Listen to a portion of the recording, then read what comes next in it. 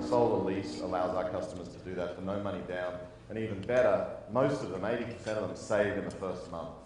So the bill that they will pay us going forward will be less than the bill they were paying their utility for their electricity, and it's better because it's from the sun and it's, you know, clean and all that good stuff.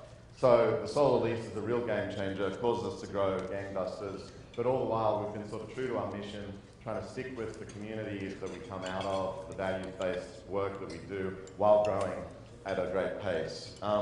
And aside from the B Corp connection and the SDN work, I wanted to call out on the table the fact that you can go solar as individuals with your homes and benefit Social Venture Network. We give $750 to them if you go solar and cite them as your referral, and you'll get a $750 gift card as well. So there's a benefit to you. Please spread the word. And we can also do partnerships with your companies if you like your employees to do the same. We do that with non-profits all across the country.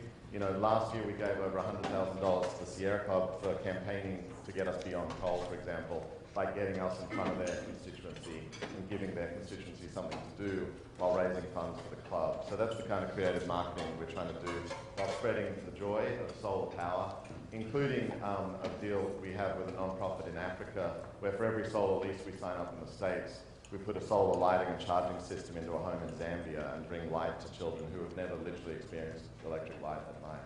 And that's been a real privilege for us to be part of that. So we're doing all this because we believe climate change is the biggest threat. And I'm not going to say any more than that. If you guys don't get it, then okay, resonate with you, but I'd be surprised. I spent most of my career, 20 years or so, in Greenpeace and elsewhere with non-profits like Project Underground. Josh Mailman was one of the greatest philanthropists to some of the work I did fighting oil and mining companies over the years. You know, the mailman always delivered when we needed some fund for a crazy banner hang or a protest or a blockade somewhere on Earth. What I decided in the early part of this century is it's time to drive the solutions, not just to stop doing harm, but to start doing good. And that's the business that we've built at Sungevity. I want to take you to a higher level to just think about what we're talking about, which is electricity. Ultimately, this incredible service of fire and a wire that brings us light and heat and cooking and entertainment and education that used to be derived, the light and the heat and the cooking, at least through burning stuff in our houses or in our caves or wherever evolutionarily we were along the succession, if you will.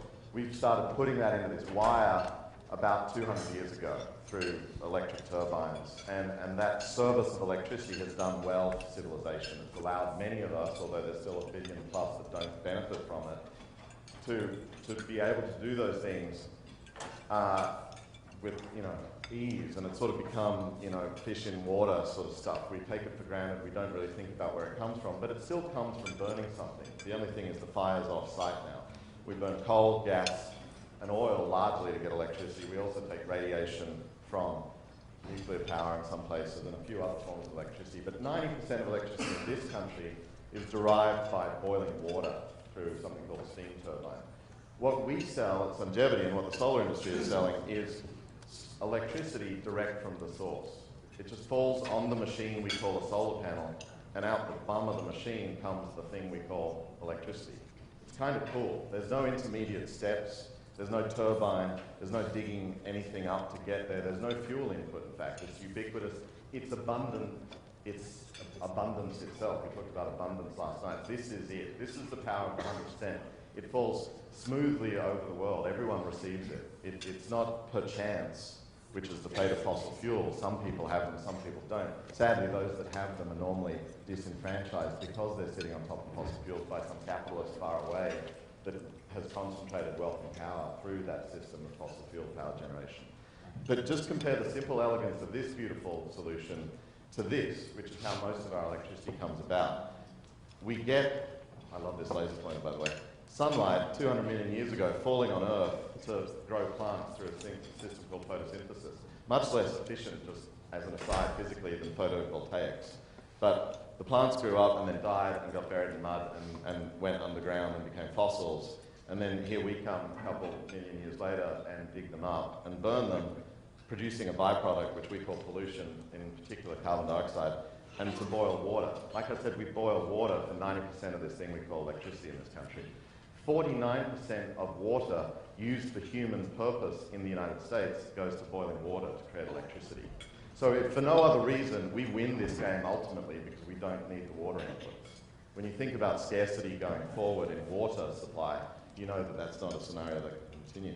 So then the water becomes steam. I've lost my laser pointer. Where is it? I don't know. And the steam turbine is the fancy machine that my business competes with. The photovoltaic, the solar cell, the solar panel, is fighting that steam turbine, which was basically generalized and standardized in the 1880s and became the most common way we created electricity. So it's been around for about 120 years, hasn't faced any competition and innovation because the deal that the steam turbine electricity generators did with the regulators and the politicians was you keep the lights on, we'll give you regulated monopoly over the service of electricity.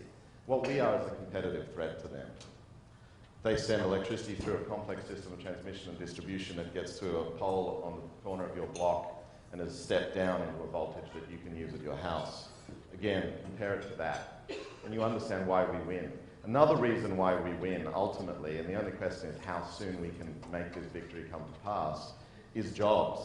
Despite all of this palaver and this messy, stupid, inefficient system, this doesn't employ a lot of people. The coal industry in this country, which produces 40 to 45%, depending on the year, of the electricity consumed in the country, employs 160,000 people total. That's mining, power plant operation, and railroads. And rail is a big piece of it because 50% of freight on rail in the US is coal. 160,000 people. It's not a big employment sector when you think about all the social ventures in this room. The solar industry employs 100,000 people, and we're less than 1% of the grid.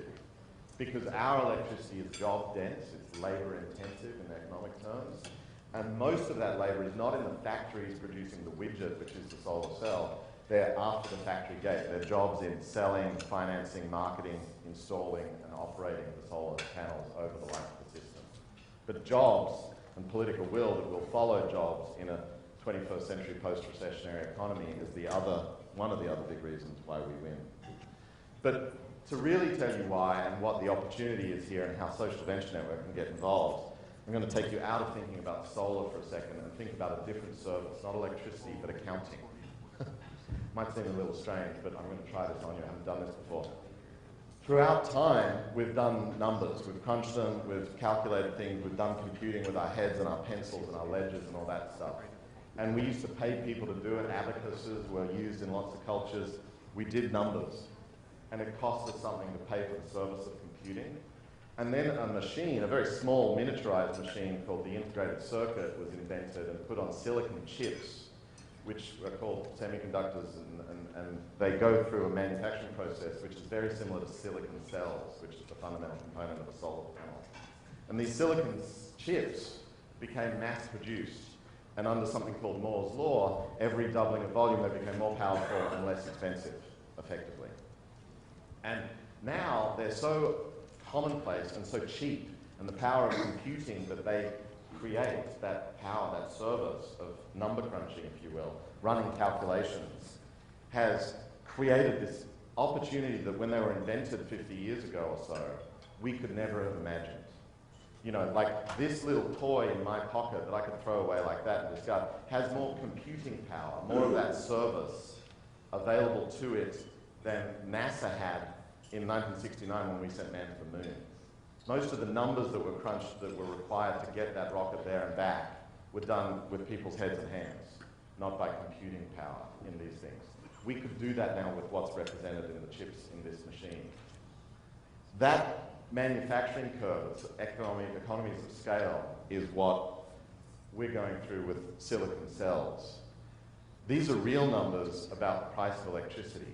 The side chart shows what we sell electricity for under our solar lease at Sungevity across America, about 18 cents a kilowatt hour, 17 cents this year.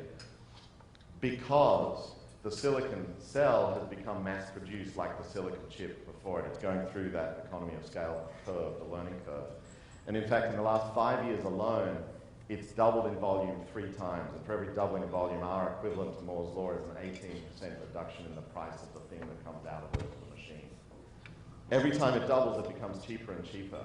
Basically, across the other side of this line, there is abundance to unlock, to unleash. This huge opportunity to harness the sun, direct to get electricity without digging up fossil fuels and without boiling water. It's a beautiful thing because it saves us from the fate of cooking ourselves off the planet by digging up all that carbon and releasing it into the sky. We have to make that come to pass. It should rationally, if you look at those numbers, because fossil fuels, no one can tell me that these curves are going to bend down somehow. You know, why would they? They're governed by something called scarcity. As demand continues for a finite thing that's used more and more, it becomes more expensive. And even though natural gas right now is going through a supply side flip, it's going to get more expensive over time. This is governed by this rule of mass production, and it's becoming cheaper and will continue to through time. On this side of the line, there is an opportunity that makes the World Wide Web look tiny, because electricity and energy is the commanding heights of the economy. We can electrify the vehicle fleet. We can make mobility electric. We can make all manner of services that we can't even imagine, just as we couldn't imagine this 20 years ago, come to pass when we have cheap, abundantly affordable solar power, which is what will happen. It's the turning of this wheel of creative destruction, as Schumacher said. The limiting factor to this coming to pass is not technology. It may be a little bit of political will, but we can make that change because of the jobs in it and the opportunity behind it. It's entrepreneurs that can do the work. Come back to human resources, and I sometimes worry about talking about people as resources because we know what we do to resources on this earth. But we don't have the business people willing to take the risks to take on the vested interests. The laser's not working, but those lines of fossil fuel interests represent the most powerful corporations in history, the most powerful elite in history. If sunshine falling on Earth is the power of the 100%, fossil fuel electricity is the power of the 1%. And they are fighting tooth and nail to ensure that their dominance of this space continues. And I can tell you, it's a fight. To make this happen, we need entrepreneurial activist entrepreneurs that are willing to take that on, put their shoulder to that wheel and make it turn faster. Because if it doesn't happen by 2030, it doesn't really happen in time to make a significant difference for our descendants. So what I challenge you as SDN to think about is how do you become the solar venture network? That economic opportunity on this side of this set of social ventures is bigger than Ben-Hur. Yeah, it's an enormous thing. I mean, we've basically become a $100 million business and we're on track to be a $1 billion business because we got some clever software and we got some clever finance arrangements. How many more of those ideas do you have? How many more of those can we create? It's in those areas, the information layer that will integrate this hardware into the existing grid and then take it further beyond it to new applications and new devices. The software side of this alone is enormous. The financial engineering is another huge area of opportunity. And then there will be new form factor, new products, new ways. I mean, we'll meet here again in 10 years and the skin of this building will be photovoltaic. It won't just be the southern facing roof, it'll be the cladding and the windows. Because why shouldn't it? Your clothing will be photovoltaic. This watch is photovoltaic. It's been running for 10 years without a wind or a battery. And everything we know and love can ultimately be generating some part of electricity, which is this wonderful service and this great gift we were given by the inventors of it, except for how they decided to make it. We need to now bring on the sun through a spurt of entrepreneurial activism that, like I say, makes every other economic boom look small. This is, between a $5 and $35 trillion opportunity. I know that sounds like a big, silly number, but rewiring the world with photovoltaics is big. Bringing 1 billion people electricity for the first time is an enormous opportunity at the bottom of the pyramid. All of this work needs to be done by entrepreneurs, and so what we are asking you to do in the breakout groups after I answer any of your questions is to help think about how you can bring it on. What could we do as a community of practice in supporting social ventures to be solar ventures? What sort of solar entrepreneurs can you, as finance specialists, as political specialists, I don't know what your trades are, but how can you help bring that to pass? That is the single biggest, and I can justify this, I believe, the only thing that we should really dedicate ourselves to if we take Earth Day seriously. Because climate change makes all the other issues I've fought all over my career. I've done fish and forests and all sorts of things as well, and yet I know the science of global warming too well, and we have, our lifetime. We are that group that has to bring this solution to pass. So I'm calling on you to create what in American culture could be the next great generation. We can take on the issue of our times, drive prosperity and abundance and sustainability. Thank you very much.